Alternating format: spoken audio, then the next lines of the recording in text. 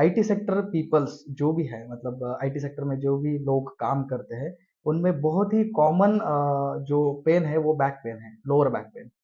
तो ये क्यों होता है और इसके लिए हम क्या रेमेडीज कर सकते हैं? और आईटी सेक्टर बहुत देर तक वो एक लैपटॉप या कंप्यूटर के सामने कुर्सी पे बैठ के काम किया जाता है। The problem people think is slouching, कि आप ऐसे बैठते हो। देखो, थोड़ी देर के बाद आप और मैं भी थोड़ा स्लाउच होने वाला है। ये अगर ज्यादा देर तक चला हम भी ऐसे बैठने वाला, और इट्स फाइन, थोड़ी देर स्लाउच किया तो ठीक है। लेकिन इनका प्रॉब्लम होता है, वो कंप्यूटर में काम करते वक्त ये भूल जाते हैं कि वो कितने घंटों तक ऐसे स्लाउच पोजीशन में। आप जितना देर ऐसे स्लाउच पोजीशन में रहेंगे, उतना वो मसल उस पोजीशन में यूज टू हो जाता है। सो आप सोचो, अगर आप 4-5 घंटे ऐसे बैठते हो, मैं 4-5 घंटे की बात कर रहा हूँ, लेकिन आईटी सेक्टर में आजकल 12 से 14 घंटों तक काम करते हैं, हार्डली बीच में ब्रेक्स होते हैं। तो इतनी देर ऐसे बैठ बैठ के या ऐसे बैठ बैठ के यहाँ के अपर बैक, लोअर बैक, ये सारे मसल्स गलत पोजीशन में स्ट्रेच्ड हो जाते हैं। और ऐसे बैठने के बाद जब उनको खड़े रहने के वक्त आते हैं तो उनको ऐसा होना है, लेटने का होता है तो उनको ऐसे होना है।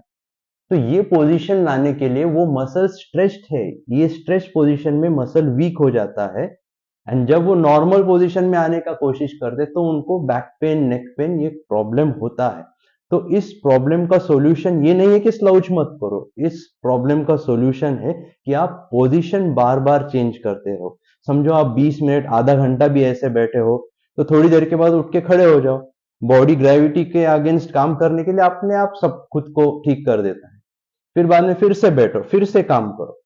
So this is the solution, not using those belt जिससे वो पूरा सीधा हो जाते हैं, फिर ऐसा ही बैठो। ऐसा humanly is not that easy. थोड़ी देर के बाद स्लाउच होता है, but remember to change the position. Okay, तो सर जैसे आपने बताया कि स्लाउच करना प्रॉब्लम नहीं है, स्लाउच की जो पोजीशन है उसमें ज़्यादा देर तक बैठना प्रॉब्लम है। So keep on changing position, यही इसका एक मेजर सॉल्यूशन है।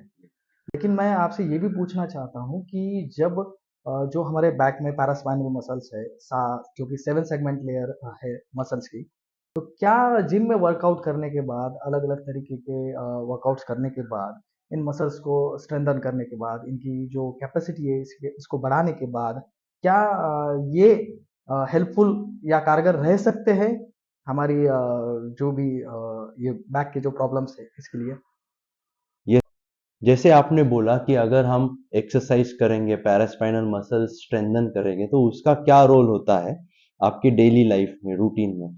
और हम लोग आईटी सेक्टर के बारे में बात ही कर रहे हो। समझो मेरे मसल स्ट्रांग है,